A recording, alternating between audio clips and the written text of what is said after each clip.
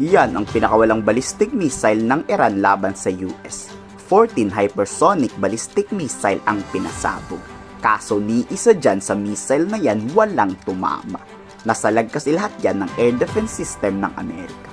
Bagamat may isang bumagsak at sumabog, hindi naman daw kasi yan sinalag dahil hindi daw tatama sa base militar. Dito inanunsyo ni Trump na weak o napakahina daw ng pag-ataking ginawa ng Iran. Dahil dyan hindi na daw gaganti ang US. Ang problema kasi sa Iran, inanunsyo nila ang gagawin nilang pag-atake. Nagpasalamat naman si President Trump sa Iran dahil dinalaan daw ang US na maghanda. Wala ngang balak umatake pabalik ang US. Ang target lang daw nila ay nuclear weapons ng Iran. Walang sibilyan na nadamay sa digmaan, walang Iranyang nasawi. Commanders at general siguro may namatay pa. The order we received from our commander-in-chief was focused, it was powerful, and it was clear. We devastated the Iranian nuclear program. But it's worth noting the operation did not target Iranian troops or the Iranian people. Nagkakagulo naman sa United Nations Security Council. Halos lahat kasi galit sa US, Russia, China, North Korea. Pero imbes na magyabang ang China ngayon, nababahala raw sila. Basta-basta na lang kasi nambubomba ang US ng nuclear sites.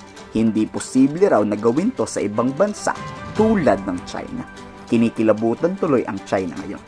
Imbes nga na suportahan ng China ang Iran, itigil na raw ang putukan. It means walang balak ang China ang suportahan ang Iran. 强烈谴责美方袭击伊朗。自中国、巴基斯坦已经提出一项安理会决议草案，呼吁立即无条件停火，保护平民，遵守国际法，开展对话谈判。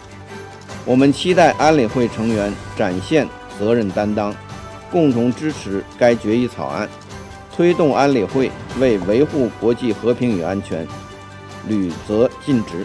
Tama lang na bombahin ang Iran. Pahayag yan ng US at Israel. Teroristang bansa daw kasi ang Iran, kaya napakadelikado sa kanila kung magkaroon sila ng nuclear weapons. Posible kasi itong gamitin sa kasamaan. Bombahin ang sibilyan tulad noon. Kaya bago pa gamitin ulit ng Iran sa masamang balak yan, dapat lang nawasakin na yan. Suportado naman ng Israel ang pag-atak. Iranian regime cannot have a nuclear weapon. Let us be clear. Iran should not escalate. Those who now fake concern and cry escalation, we say, this is what the last line of defense looks like, when every other line has failed. Make no mistake, the cost of inaction would have been catastrophic.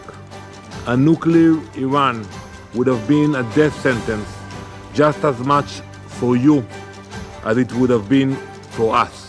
Sa tingin nyo, kaya ng Iran ang US sa digmaan? Ay yung hypersonic missile nga nila na may bilis na 18,000 kilometers per hour hindi umubra.